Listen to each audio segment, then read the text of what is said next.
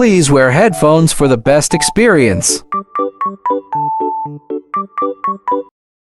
IELTS 19, published by Cambridge University Press and Assessment 2024.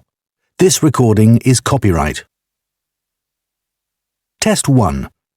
This is the IELTS listening test. You will hear a number of different recordings and you will have to answer questions on what you hear. There will be time for you to read the instructions and questions and you will have a chance to check your work. All the recordings will be played once only. The test is in 4 parts. At the end of the test, you will be given 10 minutes to transfer your answers to an answer sheet. Now turn to Part 1.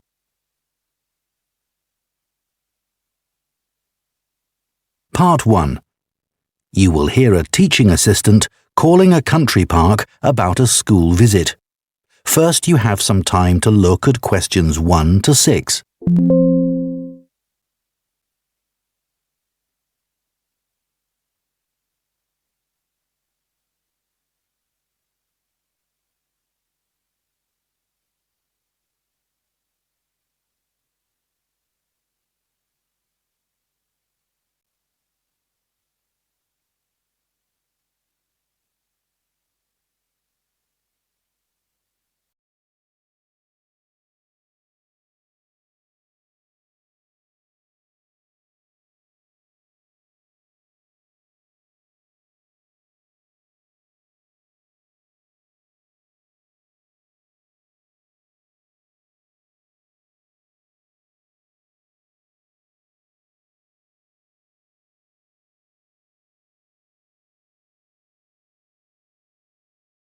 Two of our classes.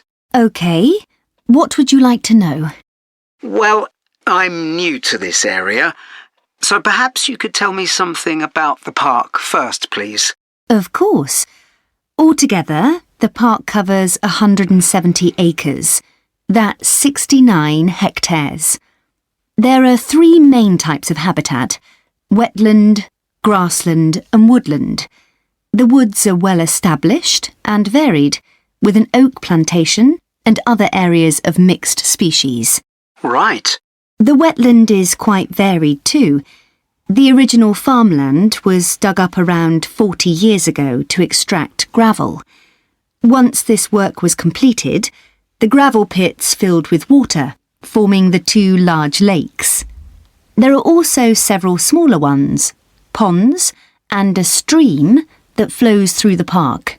OK, so I suppose with these different habitats, there's quite a variety of wildlife. There certainly is. A lot of different species of birds and insects, and also animals like deer and rabbits. And I understand you organise educational visits for school parties. That's right. We can organise a wide range of activities and adapt them to suit all ages. Can you give me some examples of the activities? Well, one focus is on science, where we help children to discover and study plants, trees and insects. They also collect and analyse data about the things they see. Another focus is on geography. The park is a great environment to learn and practice reading a map and using a compass to navigate around the park. Do you do anything connected with history? Yes, we do. For instance, the children can explore how the use of the land has changed over time. Then there's leisure and tourism. That focuses on your visitors, I would imagine. Yes, mostly. The children find out about them, their requirements, the problems they may cause, and how we manage these. And another subject we cover is music. Here the children experiment with natural materials to create sounds and explore rhythm and tempo. That must be fun. Most children really enjoy it. Before you hear the rest of the conversation, you have some time to look at questions 7 to 10.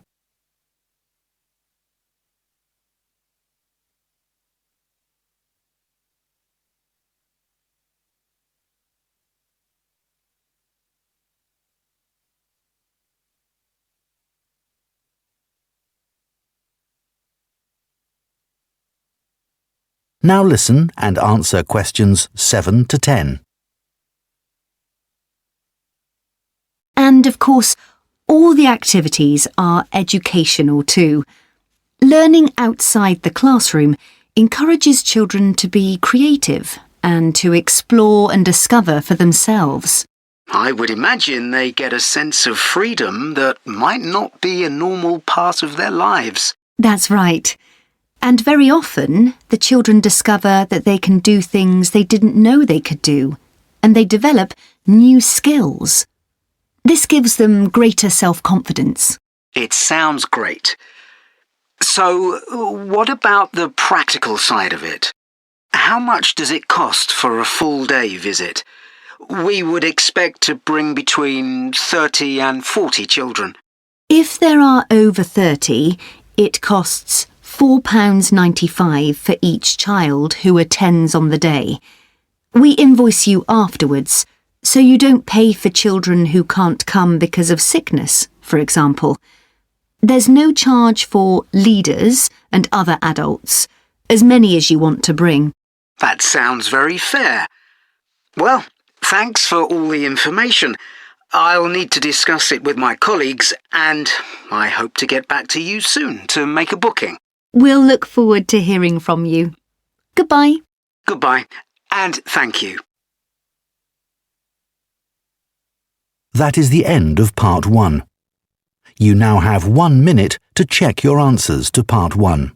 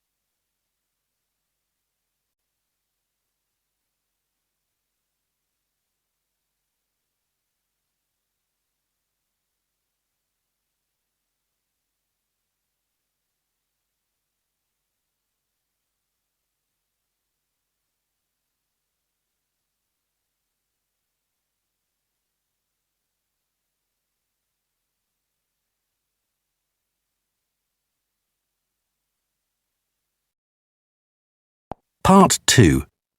You will hear the chairman of Stanthorpe Twinning Association, which organises the link between Stanthorpe in England and a town in France, talking to members about the year's events. First, you have some time to look at questions 11 to 15.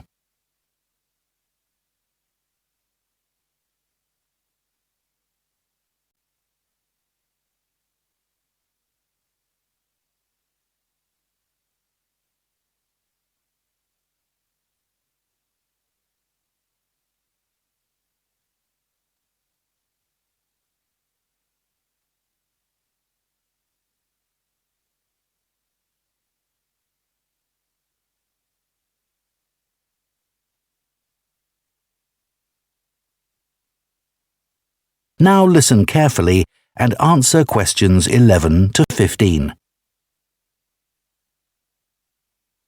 It's great to see so many members of the Twinning Association here tonight. Since the twinning link between our two towns, Stanthorpe here in England and Malat in France, was established, the relationship between the towns has gone from strength to strength. Last month, 25 members of the association from Stanthorpe spent a weekend in Malat. Our hosts had arranged a great programme.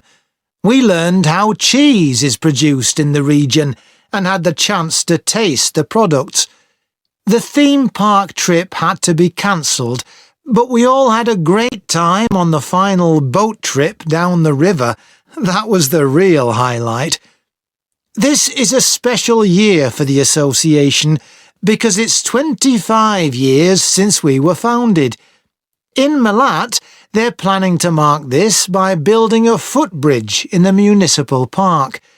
We've been discussing what to do here, and we've decided to plant a poplar tree in the museum gardens.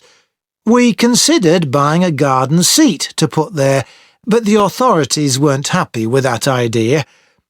In terms of fundraising to support our activities, we've done very well. Our pancake evening was well attended and made record profits. And everyone enjoyed the demonstration of French cookery, which was nearly as successful. Numbers for our film show were limited because of the venue, so we're looking for somewhere bigger next year. We're looking forward to welcoming our French visitors here next week, and I know that many of you here will be hosting individuals or families. The coach from France will arrive at 5 p.m. on Friday. Don't try to do too much that first evening, as they'll be tired, so have dinner in the house or garden rather than eating out. The weather looks as if it'll be okay, so you might like to plan a barbecue. Then, the next morning's market day in town, and that's always a good place to stroll round. On Saturday evening, we'll all meet up at the football club, where once again we'll have Toby Sharp and his band performing English and Scottish country songs. Toby will already be well known to many of you, as last year he organised our special quiz night and presented the prizes. Before you hear the rest of the talk, you have some time to look at questions 16 to 20.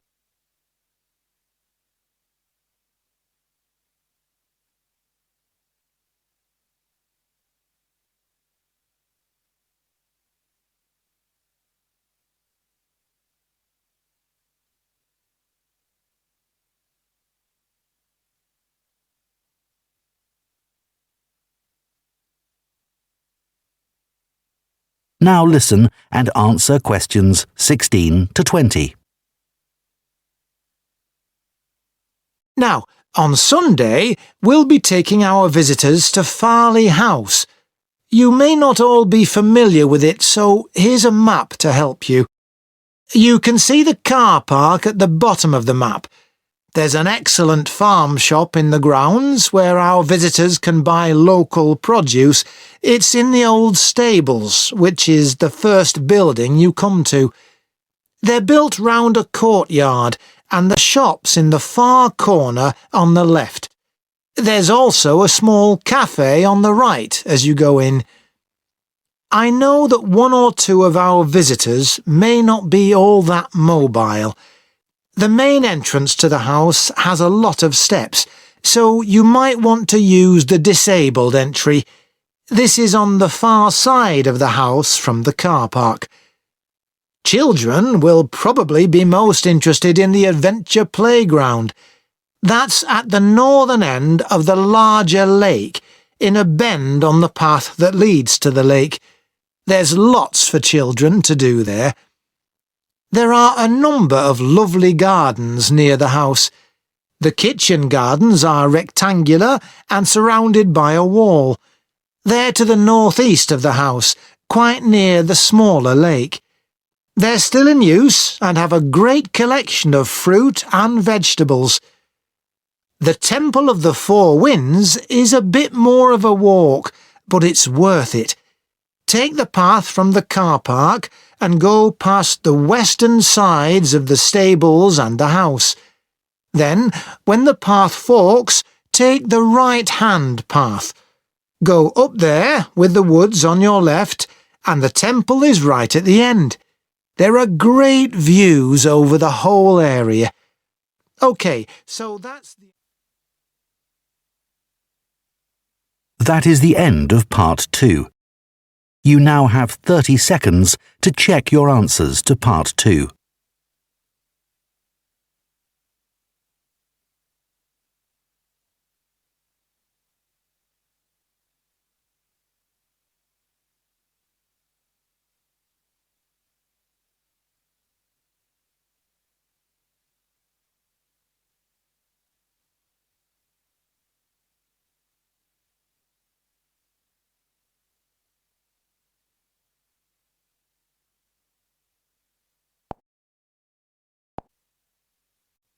Part 3. You will hear two food science students called Marie and Colin discussing their final year projects. First, you have some time to look at questions 21 to 24.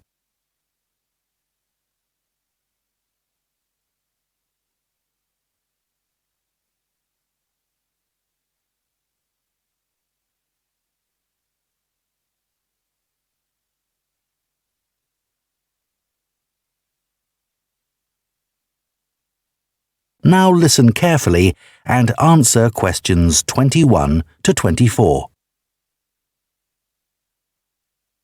I haven't seen you for a bit, Marie. No, I've been busy with my project. You're making a vegan alternative to eggs, aren't you? Something that doesn't use animal products. Yes, I'm using chickpeas.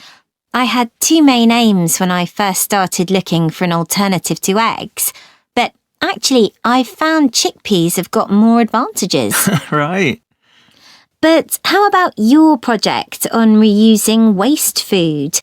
You were looking at bread, weren't you? Yes, it's been hard work, but I've enjoyed it. The basic process was quite straightforward, breaking the stale bread down to a paste, then reforming it. But you were using 3D printing, weren't you, to make the paste into biscuits? Yeah, I'd used that before, but in this project I had time to play around with different patterns for the biscuits and finding how I could add fruit and vegetables to make them a more appetizing colour, and I was really pleased with what I managed to produce. It must have been a great feeling to make something appetizing out of bits of old bread that would have been thrown away otherwise. It was. And I'm hoping that some of the restaurants in town will be interested in the biscuits. I'm going to send them some samples. I came across something on the internet yesterday that might interest you. It was a company that's developed touch-sensitive sensors for food labels. It's a special sort of label on the food package. When the label's smooth, the food is fresh. And then when you can feel bumps on the label, that means the food's gone bad. It started off as a project to help visually impaired people know whether food was fit to eat or not. Interesting. So just solid food? No, things like milk and juice as well. But actually, I thought it might be really good for drug storage in hospitals and pharmacies. Right. And coming back to food, maybe it'd be possible to use it for other things besides freshness, like how many kilograms a joint of meat is, for example. Yes, there's all sorts of possibilities. Before you hear the rest of the discussion, you have some time to look at questions 25 to 30.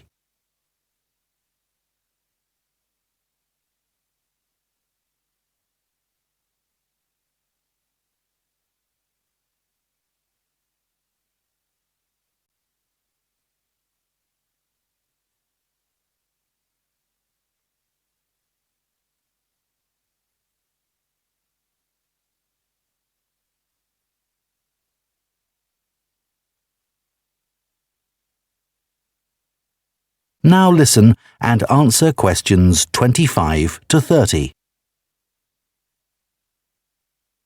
I was reading an article about food trends predicting how eating habits might change in the next few years. Oh, things like more focus on local products. That seems so obvious, but the shops are still full of imported foods. Yes, they need to be more proactive to address that. And somehow motivate consumers to change, yes. One thing everyone's aware of is the need for a reduction in unnecessary packaging. But just about everything you buy in supermarkets is still covered in plastic. The government needs to do something about it. Absolutely. It's got to change. Do you think there'll be more interest in gluten and lactose-free food? For people with allergies or food intolerances? I don't know. Lots of people I know have been buying that type of food for years now. Yes, even if they haven't been diagnosed with an allergy. That's right. One thing I've noticed is the number of branded products related to celebrity chefs. People watch them cooking on TV and then buy things like spice mixes or frozen foods with the chef's name on. I bought something like that once, but I won't again. Yeah, I bought a ready-made spice mix for chicken, which was supposed to be used by a chef I'd seen on television, and it didn't actually taste of anything. Did the article mention ghost kitchens used to produce takeaway food? No, what are they? Well, they might have the name of a restaurant, but actually they're a cooking facility just for delivery meals. The public don't ever go there. But people aren't aware of that. It's all kept very quiet. So people don't realise the food's not actually from the restaurant? Right.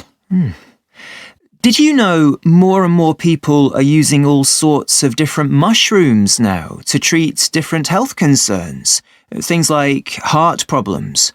They might be taking a big risk there. Yes, it's hard to know which varieties are safe to eat. Anyway, maybe now we should... That is the end of part 3. You now have 30 seconds to check your answers to part 3.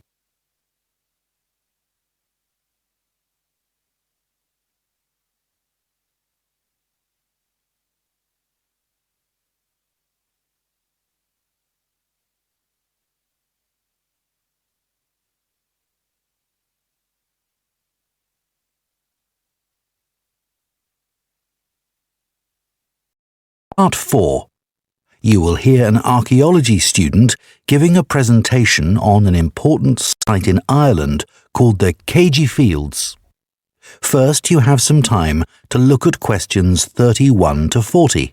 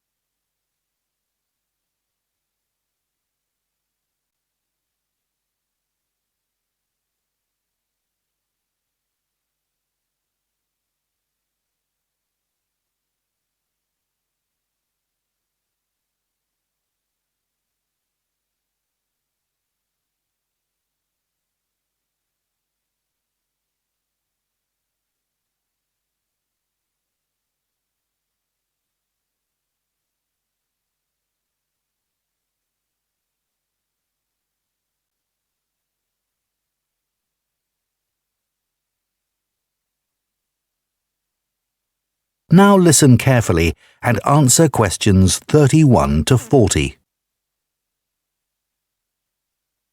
For my presentation today, I'm going to talk about the CqədG Fields in the northwest of Ireland, one of the largest Neolithic sites in the world. I recently visited this site and observed the work that is currently being done by a team of archaeologists there. The site was first discovered in the 1930s by a local teacher, Patrick Caulfield. He noticed that when local people were digging in the bog, they were constantly hitting against what seemed to be rows of stones. He realised that these must be walls, and that they must be thousands of years old for them to predate the bog which subsequently grew over them. He wrote to the National Museum in Dublin to ask them to investigate, but no one took him seriously. It wasn't until 40 years later, when Patrick Caulfield's son, Seamus, who had become an archaeologist by then, began to explore further. He inserted iron probes into the bog to map the formation of the stones, a traditional method which local people had always used for finding fuel buried in the bog for thousands of years.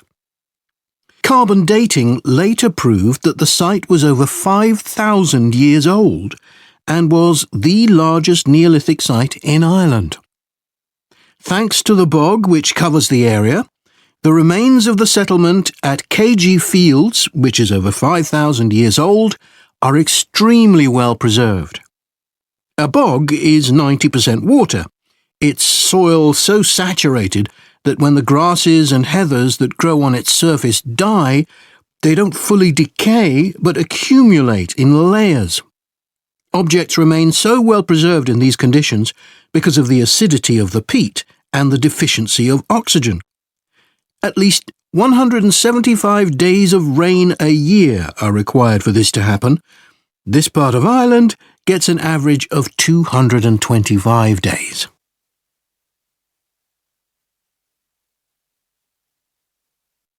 The Neolithic farmers at KG would have enjoyed several centuries of relative peace and stability.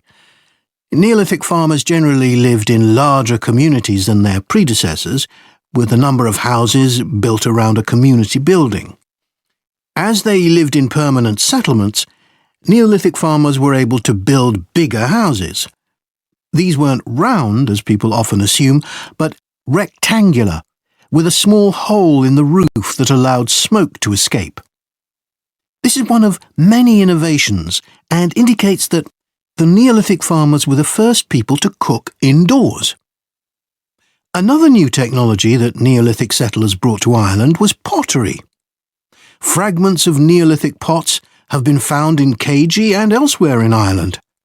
The pots were used for many things, as well as for storing food. Pots were filled with a small amount of fat, and when this was set alight, they served as lamps. It's thought that the KG fields were mainly used as paddocks for animals to graze in. Evidence from the KG fields suggests that each plot of land was of a suitable size to sustain an extended family.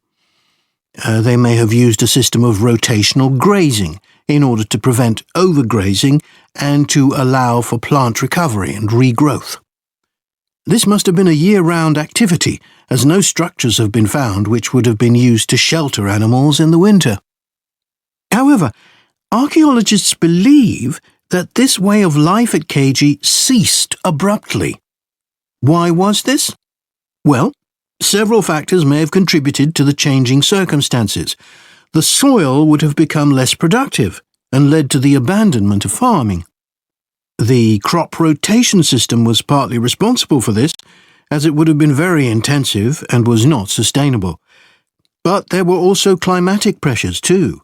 The farmers at KG would have enjoyed a relatively dry period, but this began to change, and the conditions became wetter as there was a lot more rain. It was these conditions that encouraged the bog to form over the area which survives today. So now I'd like to show you some. That is the end of Part 4. You now have 1 minute to check your answers to Part 4.